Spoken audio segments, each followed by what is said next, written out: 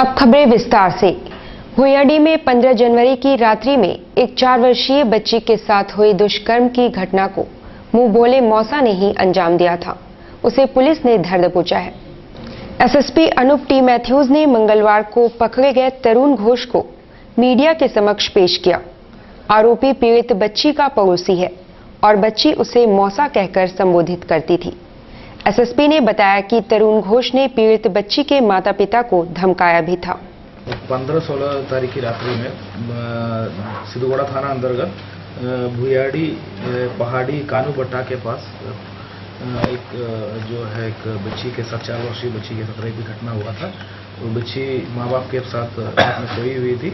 उसी समय किसी के द्वारा बच्ची को उठा के ले गया और बगल में जो है पहाड़ में ले जाके उसके साथ ब्रूटल रेप किया था। और उसमें जो है उसके बाद सुबह जो है सूचना मिला। इनिशियली माँ बाप ने बताया कि वही घटना माँ बाप ने इनकार किया। उन लोगों ने बताया था कि जो है ये सांप काटा है, लेकिन बाद में जो है पुलिस जो है डिटेल में उसको छानबीन किया और उसका मेडिकल एग्जामिनेशन कराया एमजीएम हॉस्पिटल में। फिर एमजीएम हॉस्पिटल से जो है पुलिस ने जो है उसको टीएमएच में एडमिट करवाया और पूरा बच्ची के इलाज का जो भी एक्सपेंसेस है पूरा पुलिस जो है उसको मीट कर रहा है। और हम लोग पूरा इलाज कराने का एश्योरेंस भी दिया था।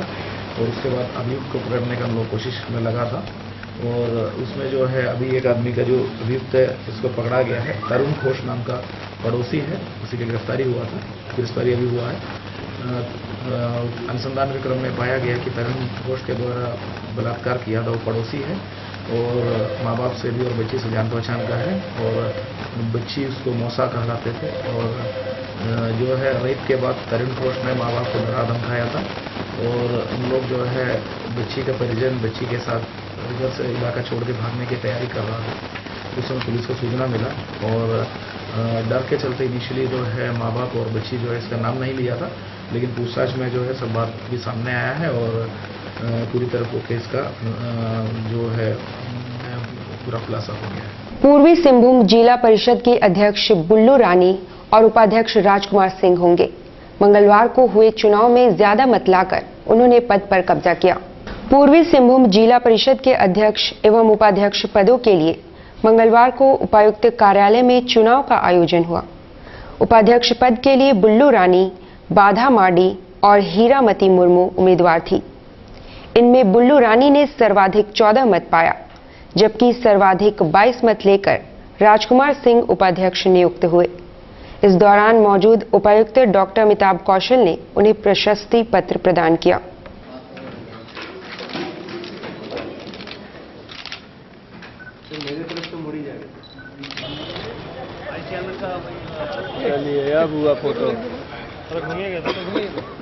और मेरे यही प्राथमिकता रहे कि विकास काम में सारा जो भी यहाँ पहल होगी उसके विषय में सारा मैं सतर्क हमेशा रहूँगी और उस काम के लिए हमेशा तत्पर रहूँगी और हमेशा उस काम को अंजाम तक पहुँचाना चाहूँगी। क्या सोचा बस मेरा यही विकास करना है। क्या सोचा आपने कि पहले सबसे पहले क्या काम करेंगे?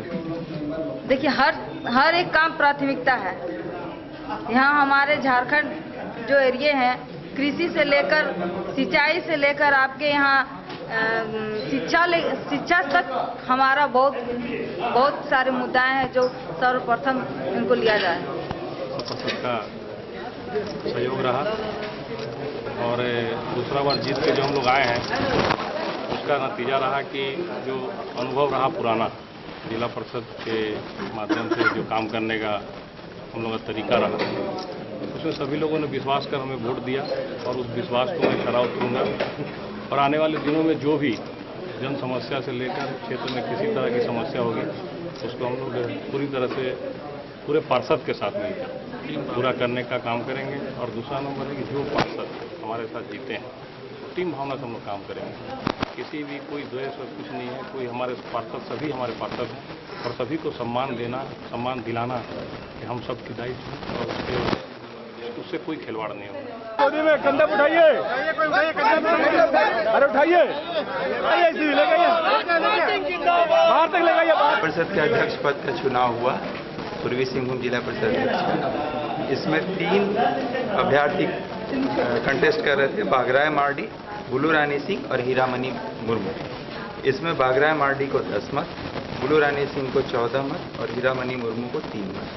कुल 27 विधिमान्य मत पड़े थे, एक भी रिजेक्ट नहीं हुआ, तो बुल्लू रानी सिंह निर्वाचित घोषित की गई है। दिल्ली पुलिस की स्पेशल सेल द्वारा गिरफ्तार किए गए धतकेडी के रहने वाले अब्दुल सामी से पुलिस पूछताछ कर रही है। उसके पिता सेवानिवृत्त टाटा स्टील कर्मी है। उनका कहना है कि उनके पुत्र को फंसाया गया है। आतंकी संगठन से जुड़े होने के आरोप में दिल्ली पुलिस की स्पेशल सेल द्वारा गिरफ्तार किए गए धतकेडी के रहने वाले अब्दुल सामी के पिता मोहम्मद सत्तार ने कहा कि उनका पुत्र निर्दोष है और उसे साजिश के तहत फंसाया गया है। 3-3:30 बजे आज कहाँ से दिल्ली। क्या बोले वो? उन्होंने बताया कि भाई वो सभी जो है वो पुलिस के अंडर में है और वो उसने जो नंबर दिया उसी इसलिए मैं फोन कर रहा हूँ बाबू। तो हम लोगों ने पूछा कि भाई आप कौन है, तो नहीं हम मतलब कि उसका लॉयर है। कुछ नाम बताया था? नहीं, नाम तो नहीं बताया। पूछना भी हम लोगों से गलती है कि हम लोगों ने पूछा ही नहीं नाम कम होता है, लेकिन वो बिल्कुल जो एक मतलब कि वो बिल्कुल साफ उर्दू वगैरह बोल रहे थे। साफ उर्दू बोल रहे थे, जैसे कोई मौलाना वगैरह बात करते हैं ना, इसी अंदाज में बात कर रहे थे।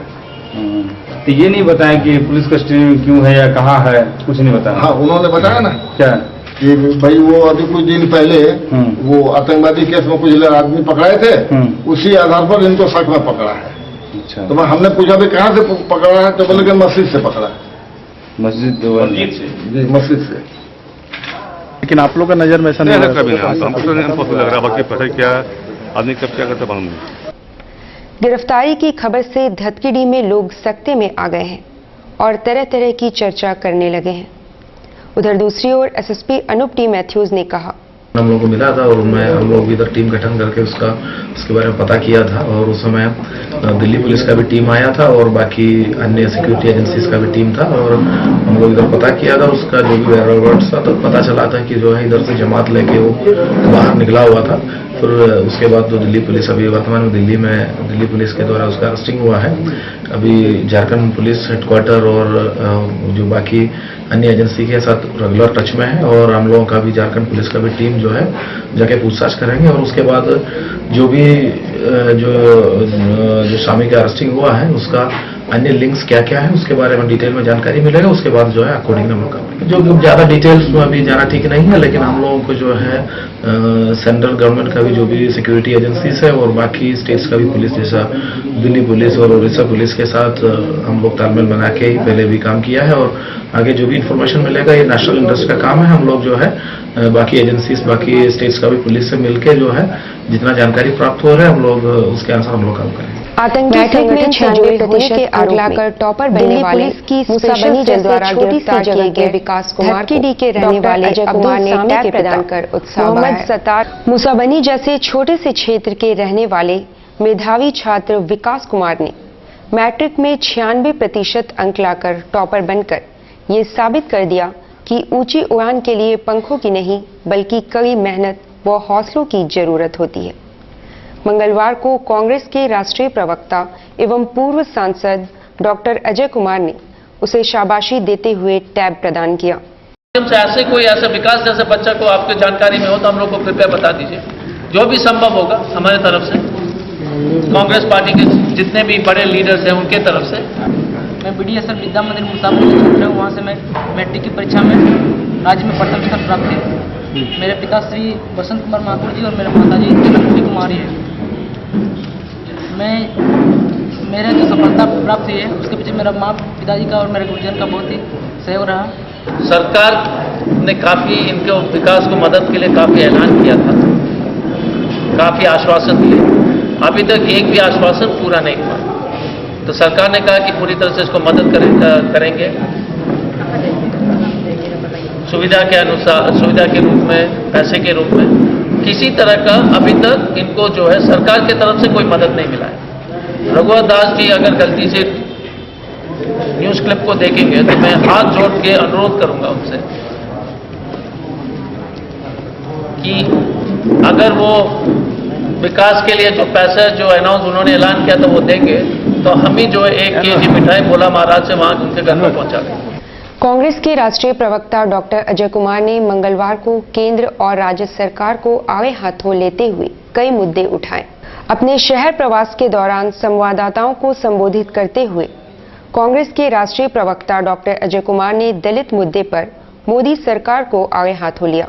क्योंकि आपको याद होगा कि वीके सिंह साहब ने कुछ महीने पहले हरियाणा में क्या टिप्पणी की थी, जब दलित बच्चे लोग जो आग से जूझ जाते हुए उनकी मौत हुई, हत्या हुई, उस पर बड़े खराब शब्द में वीके सिंह जी ने इस कानून के मुताबिक हरियाणा में, राजस्थान में वंचित हो गए चुनाव से लड़ने के लिए। ये पूरी तरह से आरएसएस बीजेपी का जो है सुयोजित षड्यंत्र है कि किसी तरह से दलित समाज के लोग को जो चुनाव ना लड़ने दे, ताकि वो भी जो है पंचायत राज वाले सिस्टम में हिस्सा नहीं ले पाए। कोर्ट के मामले में आपने सब लोग ने सुना होगा। हम लोग सिर्फ बीजेपी और आरएसएस का जो है असली चेहरा आप सिर्फ एक उदाहरण के माध्यम से आपको समझ में आएगा। पठानकोट में जिस दिन हमला हुई थी हमारे सेना के ऊपर, प्रधानमंत्री जी मैसूर में थे, उनको खबर मिला, परंतु वो दूसरे दिन भी मैसूर में सो गए और यहां तक वो गए कोई योग के प्रशिक्षण में, वहां पर योग का ज्ञान बांटने लगे। रक्षा मंत्री चले गए गोवा, गृह मंत्री चले गए असम, और यहां के मुख्यमंत्री अपने गुरु से सीखे थे तो वो चले गए पुरी में पिकनिक मनाने की। तो ये देश के जो आरएसएस बीजेपी की कितने संवेदनशील है देश के ऊपर जो हमला हो रहा है। और थोड़ी सी टिप्पणी हम जरूर पति लोग से, विदेश के लोग से जिस तरह से गले मिल रहे हैं डिजिटल इंडिया में। डिजिटल इंडिया की और कहानी है कि उसके 70 करोड़ उन्होंने खर्च किया था अमेरिकन कंपनी को पब्लिसिटी के लिए। और उसी तरह के उनका ये लगता है कि 25 साल और जनता को बेवकूफ बना करके सत्ता में रहने की पूरी तरह से। नहीं, मेरा सवाल वही है कि लोकल लेवल में हम लोग को और मुद्दे उठाने की आवश्यकता है और योजनाबद्ध तरीके से जो है उसको जमीन रोड पर लाने की आवश्यकता है। वो हम लोग फीडबैक ले रहे हैं और आपकी फीडबैक एकदम सही है। राशन कार्ड का मुद्दा है, दाल के बारे में मुद्दा है, और दिल्ली की आवश्यकता नहीं है, यहां से उठाना पड़ेगा मामला, एकदम ठीक है। डॉक्टर साहब, इसमें एक चीज जो आप शिक्षा के बारे में बात की, आप मेडिकल कॉलेज के बारे में बात कर रहे हैं। आज पैसा मतलब फीस सब बढ़ रहा है। हमारे देश में चाहे केंद्र में हो या राज्य में हो, कोई भी सरकारी स्कूल इस तरह का नहीं है जिसमें लोग अच्छी तरह शिक्षा ले। एक टीचर में पूरा 5 क्लास चलता है, क्या पढ़ाई हो रहा समझ रहे हैं। तो इस पर कहे आप लोग कुछ काम करते हैं कि भाई जो इतना आदमी जो पूरा गाढ़ा कमाए अपनी जिंदगी का तो स्कूल में दे देगा। पहली बात यह है कि भाजपा एक चीज जरूर सफल हुआ है कि जितने सवाल मान लीजिए विपक्ष करते हैं, हमको मुद्दा उठाना है। पहले ये सरकार जो निकम्मी सरकार है उसको घेरिए। हम बात आपके एकदम सहमत है। हम तो विपक्ष में आवाज उठाएंगे, टीवी में बोलेंगे, रोड पर रहेंगे। जो करने वाला है जैसे फीस बढ़ाने का, उस पर रोक लगाना है, इनके हाथ में, ये नहीं करेंगे। तो हम ये आपसे अनुरोध करेंगे तो जो है पूरी तरह से रघुवर जी से लेकर मोदी जी का सरकार का जो है बेनकाब करके जनता के सामने रखिए। ये सब इसलिए जब भी बीजेपी सरकार आती है, आरएसएस सत्ता में आता है तो दामें बढ़ जाती हैं, बिचौली लोगों को फायदा होता है, दलित आदिवासी के ऊपर अत्याचार होता है, सामाजिक सुरक्षा के ऊपर पूरी तरह से जो है कटौती होती है, अरबपति उद्योगपति के ऊपर पूरी तरह से मेहरबान रहते हैं। तो हमारा ये, मैं आपकी बात से एकदम सहमत हूँ। हम लोग हमारे पास एक ही तरीका है, आंदोलन के माध्यम से, धरना के माध्यम से, और आप सही कह रहे हैं तो उसको उठाना पड़ेगा और उठाएंगे। किसी के जो है दोनों जो है हमारे लिए प्रिय है। कोई भी बात होगी, मेरे सबसे अनुरोध होगा कि दरवाजा के अंदर बंद रूम में जो भी अगर डिफरेंसेस होंगे, मतभेद होगा, तो उसको रूम के अंदर उसका समाधान करें, खुद करें, बातचीत हो, लेकिन दरवाजा बंद करके, क्योंकि घर की बात जो है बात करना उचित नहीं है। ये हमारा सबसे अनुरोध होगा। सभी लीडर्स हमारे प्रिय हैं और सबको जो थोड़ा सा जो है परिपक्वता दिखाने की आवश्यकता है, सभी को। और मैं पूरा विश्वास है कि सभी जो मैच्योर लीडर्स हैं, विजय जी मैच्योर है, प्रदीप जी मैच्योर है, सब लोग मैच्योर हैं यहाँ पर, सभी लोग। तो मुझे वैसे नहीं उम्मीद होगी, मुझे लगता है कि उसका समाधान जल्द होगा। और वैसे बड़ा समस्या नहीं, बैठ करके उसका समाधान आसानी से